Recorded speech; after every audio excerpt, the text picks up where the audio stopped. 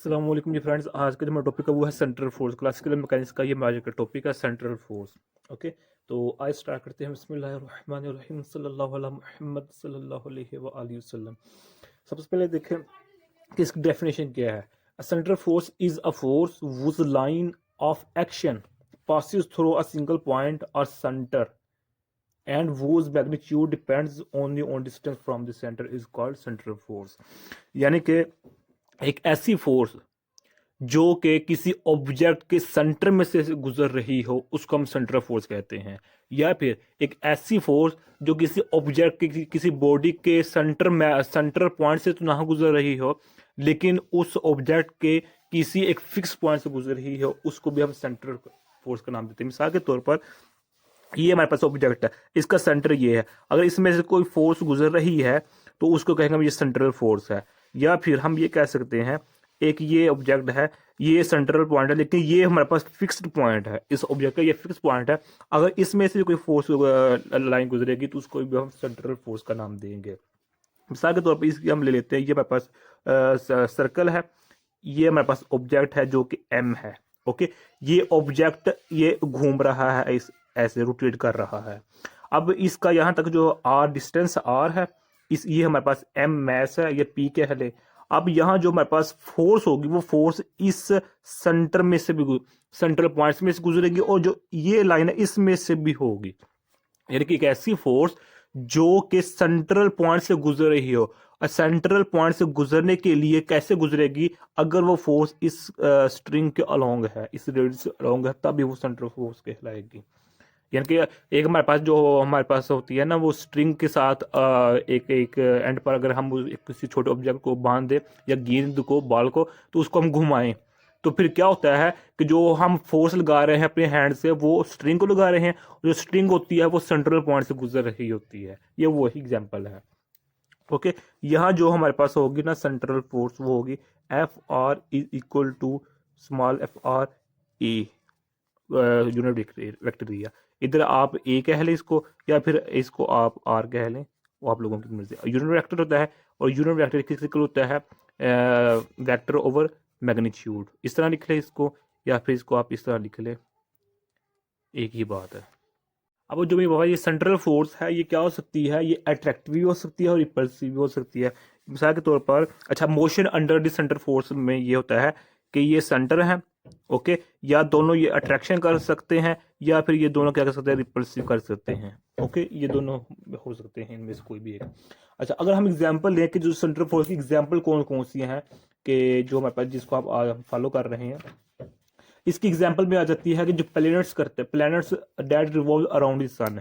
यानी कि जो प्लैनेट्स होते हैं, सैयारे होते हैं जो कि सूर्य के गिर्द रोटेट कर रहे थे। मिसाल के तो जो हमारे पास अर्थ है, हमारी ज़मीन है, ये भी हमारे पास एक प्लैनेट है, हमारा सैयारा है। ये किसके अराउंड कर रहा है, 365 डिग्री में चक्कर मुकम्मल करता है। हमारा जो अर्थ है किसके अराउंड, सन के अराउंड।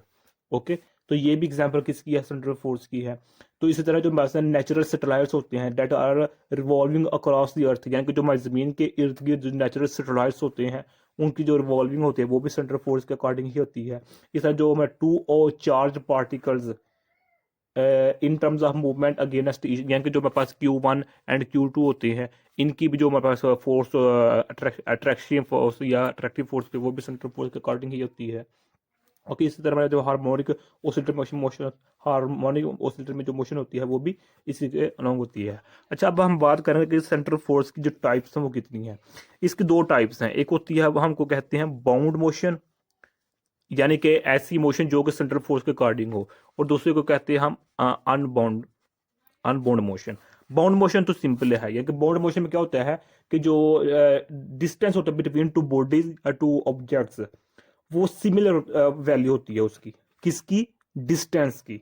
वो डिस्टेंस कभी कम या ज्यादा नहीं होता। मिसाल के तौर पर जो हमारे पास अर्थ है, जो हमारे पास जमीन है, ये सन के इर्द गिर्द रिवॉल्व कर रही है। ओके, तो जो ये डिस्टेंस है ना रिवॉल्विंग के दौरान, वो सेम रहेगा। अब ये नहीं है कि 365 दिनों में एक चक्कर को अमल किया तो नेक्स्ट जब दूसरा साल आएगा तो रेडियस कम या ज्यादा हो जाए, ऐसा नहीं होगा। इसको हम बाउंड मोशन का नाम देते हैं। डाउन हो गया। एक होती है अनबाउंड मोशन। अनबाउंड मोशन में क्या होता है कि इसमें जो डिस्टेंस होता है वो कम या ज्यादा बल्कि इन्फिनिटी तक भी चला जाता है। इन अदर वर्ड यहाँ चेंज होता रहता है। मिसाल के तौर पर जो हमारे पास अल्फा पार्टिकल्स की जो मोशन होती है, जब हम रदरफोर्ड एक्सपेरिमेंट करते हैं उसमें जो हमारे पास मोशन होती है वो क्या होती है, unbounded motion of central force ही होती है। खैर अब ये जो मेन टॉपिक हमारे पास है तो यही टॉपिक था, लेकिन जो बुक के अकॉर्डिंग उसकी तरफ आते हैं कि a force is said to be central force if it implies only two condition. अगर एक सेंट्रल फोर्स उसी वक्त सेंट्रल फोर्स कहलाएगी अगर वो दो कंडीशन पर पूरी उतरे। ओके, पहले उसकी कंडीशन क्या है कि direction of force must always towards away from a fixed point, कि एक फिक्स्ड पॉइंट, एक ऑब्जेक्ट उसमें एक फिक्स्ड पॉइंट है या सेंट्रल पॉइंट है, उसमें से जो फोर्स होगी या इसकी जानिब होगी या इससे रिपल्सिव होगी, एक होगी। ओके, सेकंड क्या है कि जो मैग्नीट्यूड होती है वो इस डायरेक्टली प्रोपोर्शनल होती है उसके डिस्टेंस के, यानी कि दो ऑब्जेक्ट, एक ये है एक ये है, जो फोर्स की मैग्नीट्यूड होती है वो इस डिस्टेंस आर पर डिपेंड करती है। ओके, अब हमारे पास फार्मूला ये लिखा हुआ है हमारे पास F R is equal to smaller F R और ये आर यूनिट वेक्टर है। अगर इसकी वैल्यू क्या, अगर इसकी वैल्यू लेस देन जीरो है तो हमारे पास जो फोर्स होगी वो अट्रैक्टिव फोर्स होगी, यानी कि सेंट्रल फोर्स के अकॉर्डिंग जो मोशन होगी वो अट्रैक्टिव मोशन होगी। और अगर इसकी वैल्यू जीरो से ज्यादा है तो वो फिर रिपल्सिव फोर्स होगी। अब अगर इसके हम जो प्रॉपर्टीज हैं, प्रॉपर्टीज की बात करें, पहली प्रॉपर्टी यह है कि total angular momentum of system is conserved, कि जो एंगुलर मोमेंटम होता है वो इज कंजर्व्ड रहता है। कंजर्व्ड रहने का मतलब क्या है कि कांस्टेंट रहता है। सेकंड प्रॉपर्टी क्या है, the motion lies entirely in one plane, this orbital plane is perpendicular to fixed direction of total angular momentum. यानी इन सिंपल वर्ड में ये कह सकता हूं कि जो मोशन होती है ना इसकी सेंट्रल फोर्स की, उसकी जो डायरेक्शन होती है वो प्लेन के हमेशा 90 एंगल पर ही होती है, प्लेन के हमेशा 90 एंगल पर ही होती है। यानी कि इन अदर वर्ड्स मैं ये कह सकता हूं कि जो इधर हमारे पास होगी एंगुलर मोमेंटम डॉट आर, वो हमारे पास जीरो होगा। यानी कि जो डायरेक्शन ऑफ फोर्स और प्लेन के जो दरमियान एंगल होता है वो 90 ही रहता है हमेशा, यानी कि वो इज इक्वल टू उनका जो डॉट प्रोडक्ट होता है एंगल मोमेंटम का डॉट आर का वो जीरो होता है। और जो पहली प्रॉपर्टी है इसमें क्या है कि जो हमारे पास एल होता है वो जीरो रहता है। जीरो रहने का मतलब क्या है कि जो एंगुलर मोमेंटम होता है वो कंजर्व्ड रहता है। अब अगर इसके हम प्रूफ की तरफ जाएं कि सबसे पहले हम इसका प्रूफ देखते हैं कि जो एंगुलर मोमेंटम होता है वो किस तरह यानी कि कंजर्व्ड रहता है। इसमें क्या है कि हम फार्मूला हमारे पास क्या है, ये मेरे पास फार्मूला है। ओके, अब इस फार्मूला को मैं इस तरह लिख सकता हूं, ये यूनिट वेक्टर है तो यूनिट वेक्टर को हम पता है इस तरह लिखते हैं। ओके, इस तरह लिख लें या फिर यूनिट वेक्टर को इस तरह लिख लें, एक ही बात है। ओके, अब मैं सपोज कर लेता हूं कि जो मेरे पास होता है एफ इज इक्वल टू हमारे पास क्या होता है एम ए। ओके, और इसको मैं एक यानी कि इसको मैं डायरेक्ट इक्वल कर देता हूं इसके, डन, ये इसमें मेरे पास वन है। अब हम एंगुलर मोमेंटम जानते हैं, जो एंगुलर मोमेंटम होता है वो उसका फार्मूला क्या होता है एम वी आर। ओके, इसको मैं इस तरह लिख सकता हूं,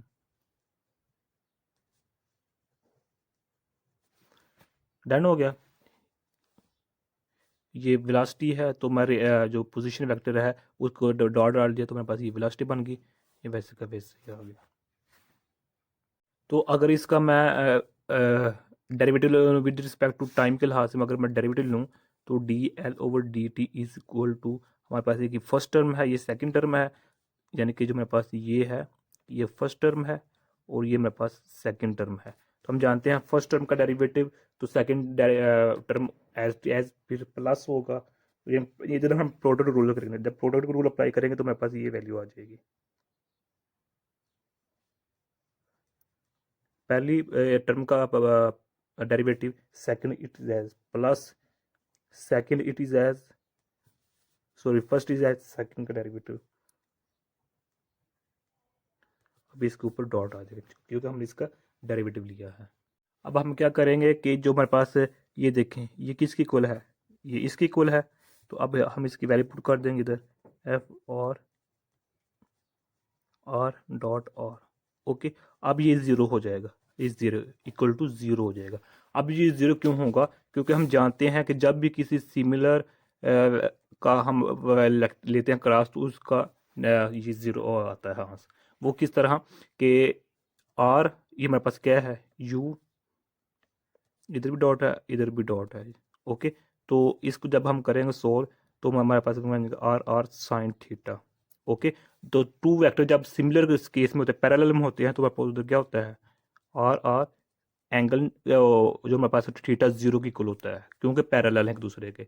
तो जब ये वैल्यू जीरो हो जाए तो ये भी वैल्यू जीरो हो जाएगी हमारे पास। तो यहाँ से हमारे पास जीरो आ गया। तो यहाँ भी फिर हमारे पास वही सेम की सिचुएशन है।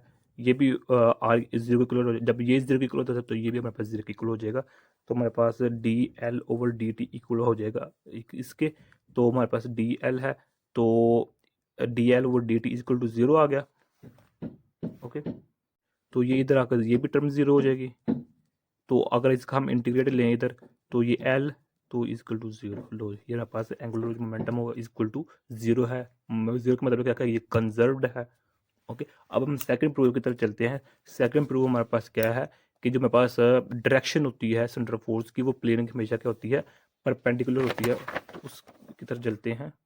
तो इसमें क्या होता है, जो एक बुक पर जो शेप बनी हुई है वो हमारे पास इस तरह है। ये एक्स एक्सिस है, ये जी एक्सिस है, हमारे पास ये वाई एक्सिस है। ओके, ये हमारे पास है। तो ये डायरेक्शन है हमारे पास। ओके, ये वाली डायरेक्शन है, ये हमारे पास किसकी, एंगुलर मोमेंटम की, एल की हमारे पास डायरेक्शन है। तो ये हमारे पास ओरिजिन है, ये हमारे पास सपोज हमारे पास कोई यू है, तो इसकी डायरेक्शन हमारे पास ये है, पी है। यानी कि ये पॉइंट है, ये रिवॉल्व कर रहा है अराउंड इस सर्कल। तो अब इसकी जो डायरेक्शन है वो क्या है, प्लेन के परपेंडिकुलर है। इधर हमारे पास जो एंगल बनने का, यानी कि इसको अगर हम देखेंगे डायग्राम की मदद से, तो हमारे पास क्या होगा कि जो ये है ना एंगुलर मोमेंटम की डायरेक्शन, वो इस प्लेन के क्या है, एंगल 90 का बन रहा है। अब इसको हमने क्या करना है, प्रूव करना है। ओके, तो हम जानते हैं जो हमारे पास एंगुलर मोमेंटम होता है, यानी कि हम क्या प्रूव करना है, ये प्रूव करना है। किधर गया ये वाला, ये हमने एल डॉट और ये हमने प्रूव करना है, तब हम जो हमारे पास एंगुलर मोमेंटम डायरेक्शन होगी वो प्लेन के परपेंडिकुलर होगी। तो हम जानते हैं कि जो मेरे पास होता है, ये मेरे पास एल एंगुलर मोमेंटम को मैं इस तरह लिख सकता हूँ, लिख में क्या है, ये देखें। ओके, यानी कि जो मेरे पास एंगुलर मोमेंटम होता है वो equal to M V R होता है। ओके, तो एम वी आर पी होता है, तो ये होता है, अगर इसको मैं लिखना चाहूँ तो फिर पी क्रॉस आर ये होता है हमारे पास। ओके, इस फिगर को हमने इधर पुट किया। तो अब हमारे पास क्या आ गया कि जो मेरे पास है ये आर है वैसे का वैसा ही है, क्रॉस, तो पी की जगह मैं लिख सकता हूँ M D R over D T dot R, यानी कि जो मेरा पी होता है वो एम वी होता है। तो एम वैसे का वैसा ही है, तो मैं इसको इस तरह लिख सकता हूँ। ओके, तो यही वैल्यू हमने इधर लिख दी है। तो अब इसमें क्या होगा कि जो मेरे पास होगा, मैथ हमारा कांस्टेंट है, ये बाहर आ जाएगा, D R over D T dot R dot are. तो इसको फिर मैं इस तरह लिख सकता हूँ कि हमारे पास ये बाहर है, तो D over D T R cross R, इस टर्म को मैंने इस तरह लिख लिया। तो एम, तो फिर वही वैल्यू आ गई, इसकी वैल्यू क्या होगी, ज़ीरो। क्यों हो जाएगी, क्योंकि ये किस रूप है, आर आर साइन थीटा। तो आर स्क्वायर साइन थीटा का मतलब क्या है कि एंगल हमारे पास जीरो है, क्योंकि सेम है। तो ये जीरो साइन थीटा जीरो की किसके इक्वल होता है, जीरो के, तो इसके साथ मल्टीप्लाई ये भी जीरो, तो यहाँ जीरो आ जाएगा, तो ये भी जीरो हो जाएगा, तो ये पूरी टर्म क्या हो जाएगी, जीरो हो जाएगी। तो हमारे पास एल क्रॉस ये इसके इक्वल आ गया, मेरा प्रूव हो चुका है। ओके, यही आज का हमारा टॉपिक था। अगर आप लोगों ने अभी तक हमारा चैनल पाक एम अकेडमी को सब्सक्राइब नहीं किया तो प्लीज़ सब्सक्राइब कर दें, वीडियो को लाइक कर दें। जज़ाकल्लाह खैर। अस्सलामु अलैकुम व रहमतुल्लाहि व बरकातुहू।